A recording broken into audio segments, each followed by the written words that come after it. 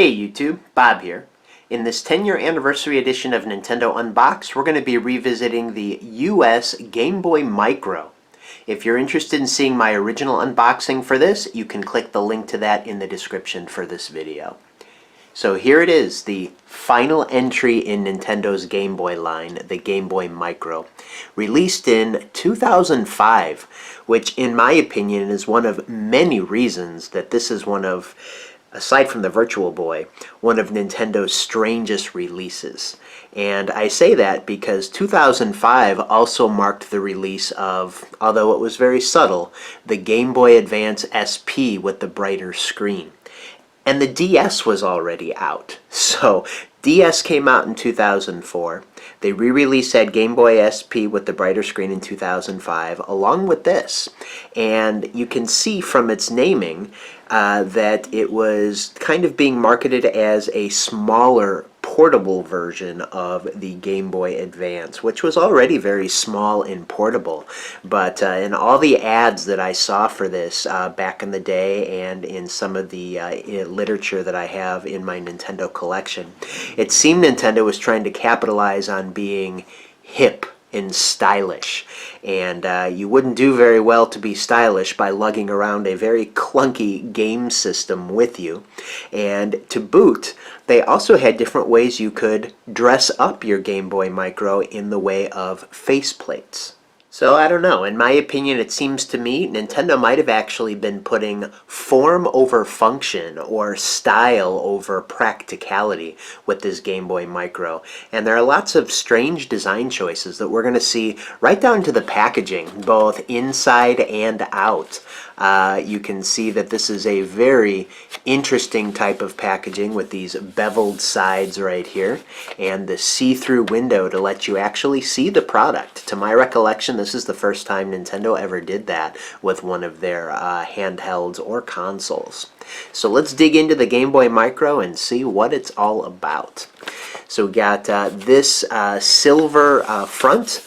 No need to have any photos because you have a window to the product right here. Both long sides are in black, and you can see this beveled side right here, which is actually kind of a neat aesthetic.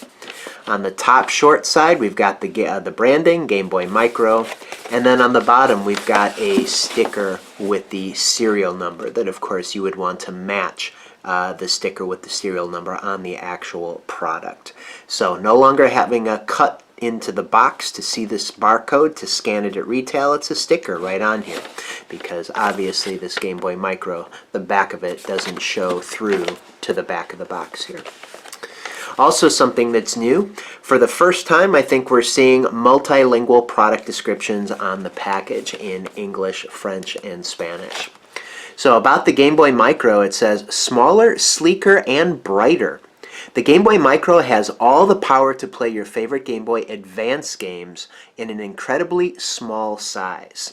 So in that first paragraph there, they're talking about the small size and portability, the brighter screen here, and they're noting Game Boy Advance because this was not backwards compatible with regular Game Boy games. And it's been so long, maybe we'll discover it in the literature as we go through it. I can't even remember if it's backwards compatible with Game Boy Color games, although I don't think it is. I think it's only Game Boy Advance. So that's actually quite a huge step backwards as far as the appeal of this product may be concerned.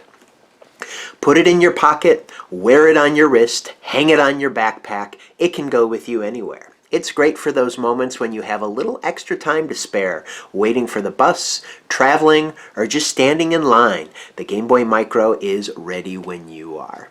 So I think this was before the first iPhone was released. I think that was released in 2007.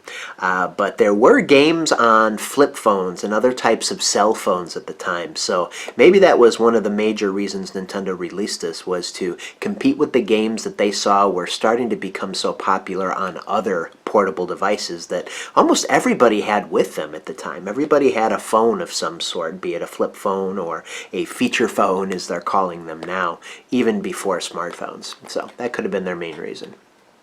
Feeling bold or blue or just different?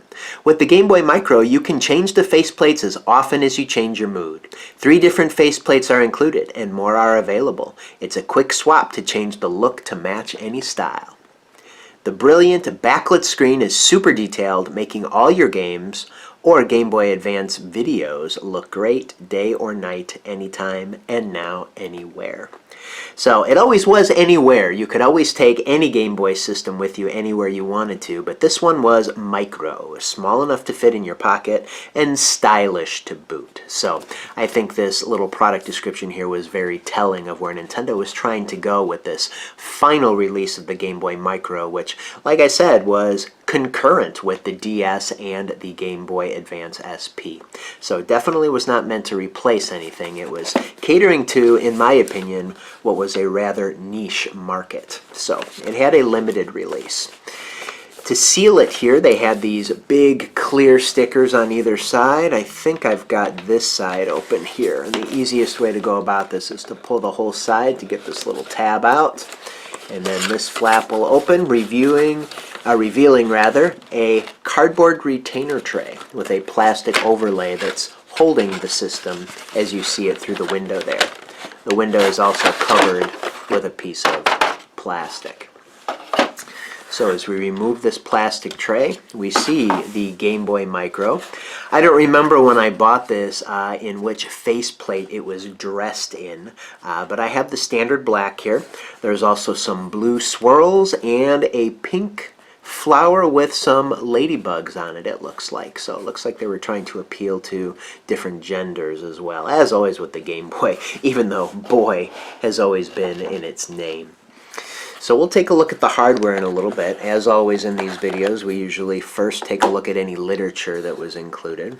You can see how these faceplates were secured in there by their 4 plastic clips on the side.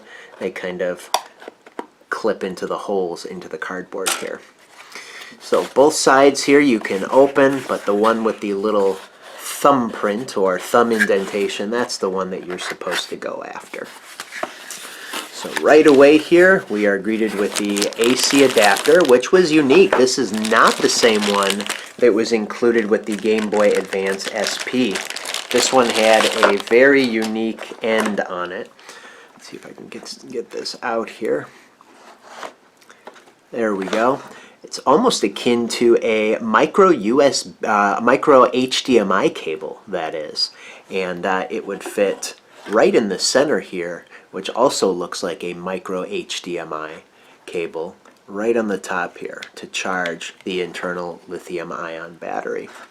Much like the Game Boy Advance SP charger, it had the very convenient swivel prongs on there. So if you did want to take this with you, you actually could throw it in a bag easily and it wouldn't scratch anything, or even in a pocket.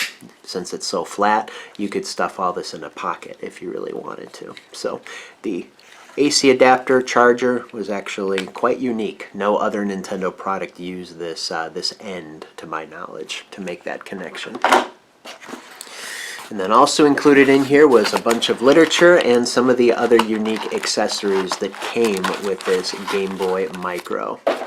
The first of which we see right away was a little travel pouch, which was unique.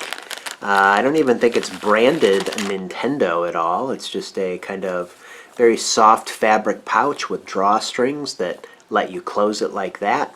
So I don't know where you would kind of clip this to or hang it on to bring it with you, but yeah, you could just, maybe if you got one of those little hiking clips, put this on a book bag or something like that. And as I open it up here, I do think there was a Nintendo tag in here. Yep, it's branded in this way. Very specific. Nintendo Game Boy Micro.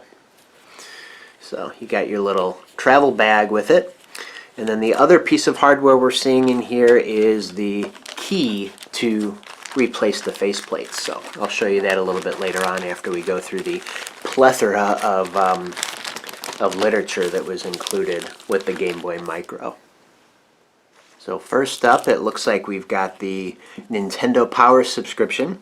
And like I said, this Game Boy Micro came out in 2005, but we're seeing what probably is the GameCube release of Legend of Zelda Twilight Princess, which would be released in 2006. So a little ways away still, although they did start talking about the game quite a bit in advance. So get the power, obtenga el poder, also have it in Spanish as well. Do they have French? Because I see French here on the actual subscription form, but I don't see it in the description, which is kind of interesting. Oh, there it is. Prenez le pouvoir. Sorry, my French pronunciation is terrible, but this would be starting that period of time in Nintendo's history when they went multilingual in North America here, and we see that to this day, which I think is a good thing. Game Boy Micro instruction booklet, or Bible as it were. This thing is super thick, just like the Game Boy Advance SP with the brighter screen. When they started being multilingual, they had to go to a book instead of that fold-out poster. So we'll take a look at this in a moment. Health and safety precautions, don't need that. Gonna toss that aside. These two things we also saw included with the Game Boy Advance SP with the brighter screen. We've got a little catalog here of all the popular Game Boy Advance games, and the Game Boy Micro is also featured right along with it. So kind of interesting that they're touting both these consoles at the same time. Let's see what we have. If it's any different than the first one. Now this one is identical to the one that we took a look at in the Game Boy Advance SP with the brighter screen video. But this left panel inside says, all for Game Boy, only for Game Boy. And those are all the games there. I'll just flip through this again really quickly. Mario Tennis Power Tour, Donkey Kong King of Swing, Dynasty Warriors Advance, Legend of Zelda the Minish Cap. Always love this artwork. Fire Emblem Sacred Stones, Super Mario Advance 4, which was Super Mario Bros. 3. Super confusing naming convention. As always, Nintendo. We can always count on them for confusing names. Kirby the Amazing Mirror, Pokemon Emerald, and then we've got Sapphire, Leaf Green, Ruby, and Fire Red. WarioWare Twisted, and then finally Yoshi Topsy Turvy and Mario vs. Donkey Kong. So actually a really cool advert here included in both the Game Boy Micro and the SP with the brighter screen. The other thing we saw also included with the SP with the brighter screen was this registration for My Nintendo. Live Large is a My Nintendo member at Nintendo.com.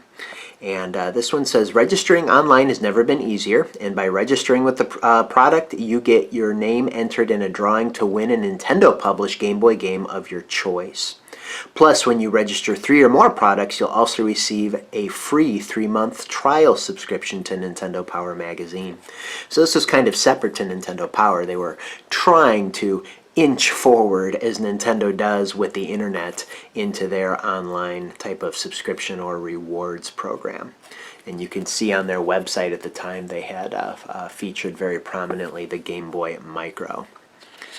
So it tells you how to register it, saying that you could get downloadable tips, strategies, and shortcut videos, exclusive screensavers, wallpapers, and icon sets for your computer. Remember when people cared about those things? Email newsletters that keep you in the know about Nintendo, and you can access Nintendo's official online forums and Nintendo Power Chat.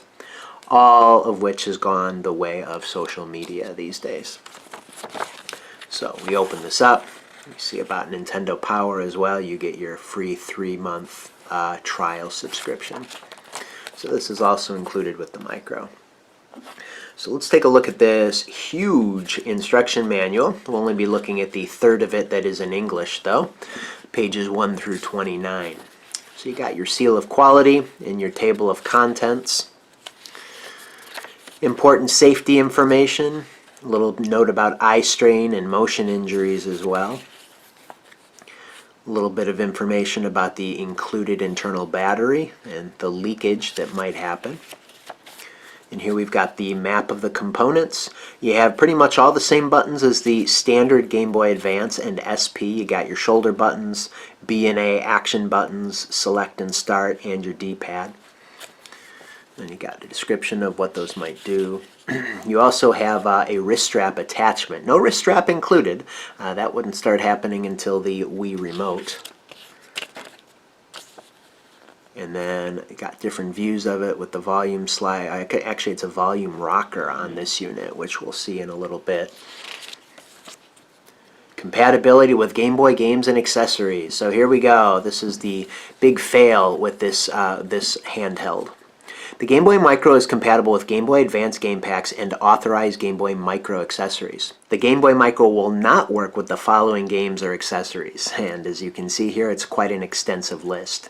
Original Game Boy, Game Boy Color, Game Boy or Game Boy Advance Game Link cables. Yeah, we're not going to see any EXT port. Game Boy Advance wireless adapter, Game Boy Advance e-reader, Nintendo GameCube Game Boy Advance cable, Game Boy printer, Game Boy camera. So pretty much any accessory or peripheral Nintendo had ever released since the beginning of the Game Boy, no longer compatible here with this Game Boy Micro. Charging the battery pack. A couple more pages on that. Using the Game Boy Micro, inserting the Game Boy Advance cartridge and turning the system on. Multiplayer gameplay. Interesting. It's possible using the following methods. Game Boy Micro wireless adapter, which I've never seen, honestly. Communicate with either another Game Boy Micro using a wireless adapter or with a Game Boy Advance that has a Game Boy Advance wireless adapter attached. See page 18. All right, we might get to see what that looks like on the next page. Game Boy Micro Game Link cable.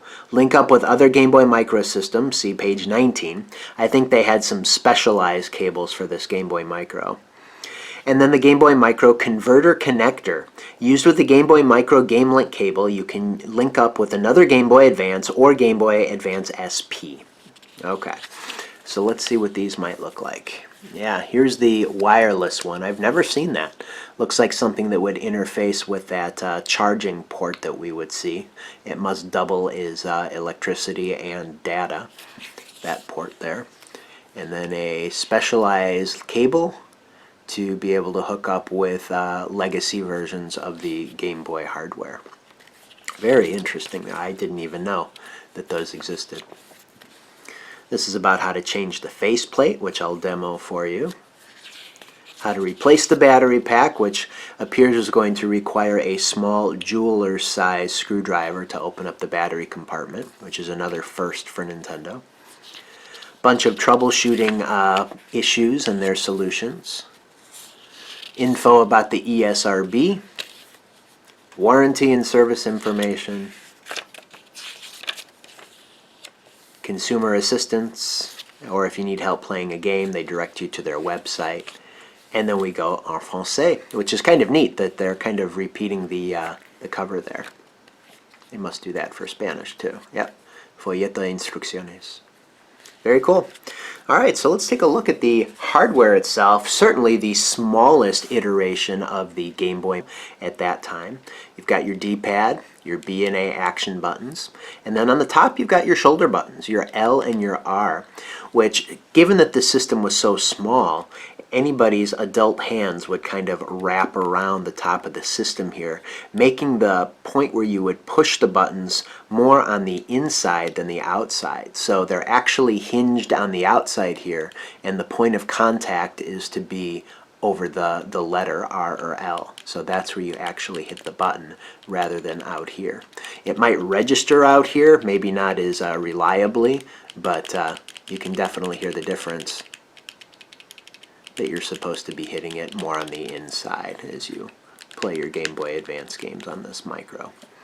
And then the only other thing of interest on the top is the port, which is for charging and for data, apparently. Some new information for me. Got these 3 holes in the faceplate, which are going to allow the sound to get out of the front firing speaker. You get both channels, but only at once out of this one speaker. No stereo separation. The select and start buttons are down here, and something that's unique about them is that I believe both select and start, it's not just either or, it's both. The words select and start actually are they show a LED beneath them, and that is your power light or indicator. So select and start will glow a certain color when the system is powered on. And in order to do that, here's your power switch on the bottom. Oh my goodness. It still has a charge after all these years. So yeah, I don't know if you saw that briefly. I don't have a game inserted, so it didn't stay on. But let's take a look at those select and start buttons. You see them illuminate blue right there. They flash a little bit, going along with the Game Boy Advance splash screen. But when your battery would deplete, which I would think it would be, I haven't used this in years. I can't believe there's still a charge on this battery, and I thought I had taken it out. I'm going to have to do that after this video here. But when the battery gets depleted, select and start, they will glow a red color instead of a blue color there. Now, I said at the beginning of this video that this is one of Nintendo's strangest releases in my opinion, and one of the reasons for that, aside from all the other ones I already mentioned, is they brought back the headphone jack. Something that I guess they could not fit in the internal configuration of the Game Boy Advance SP. As large as it was compared to this one, they were actually able to fit it in here. So it returns. On this side, we have the two holes to pop off your faceplate using the provided tool, which we'll take a look at. You also have the screw there that's holding on the battery cover, which I will definitely have to remove and take out this battery so that it doesn't cause any damage sitting for so long. And then on this side, we've got the lanyard strap anchor right here. You could put the loop through and then attach this to a lanyard if you'd like to. Interesting that you get a bag, but you don't get a lanyard with it. And then you've got your volume rocker. And something that I remember is unique about this is that it beeps when you raise or lower your volume. I don't know if it'll be able to do that from the flash screen, but we can certainly give it a shot here. Oh, listen to that. So yeah, little beeps for raising and lowering the volume. No indication on your screen as far as a meter goes, but that is how you adjust your volume. And then on the back here, you've got your serial number barcode that matches the serial number sticker on your box, and pretty much just your battery cover right there. So that is what is of interest on this Game Boy Micro.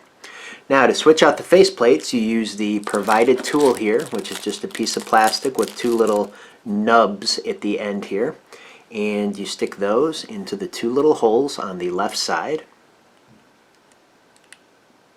You hear a subtle click, and then there's just enough room to get your fingernail in there to remove the faceplate. So you kind of get to see what's under the hood a little bit there.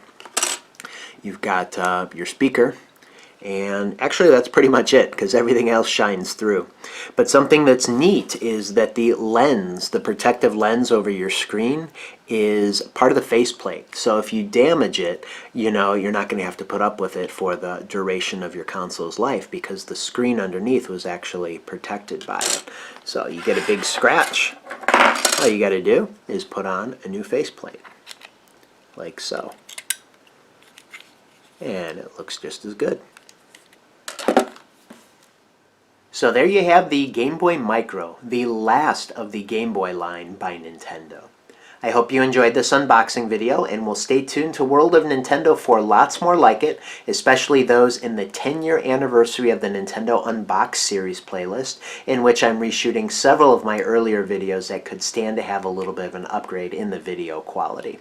And we've got one more of those coming in the form of Game Boy adapters. So I'll have that coming per the calendar that's been on the screen, and I hope you'll stay tuned for that, as well as all of the other content that I'll have here for you at World of Nintendo. So until that next video, take care.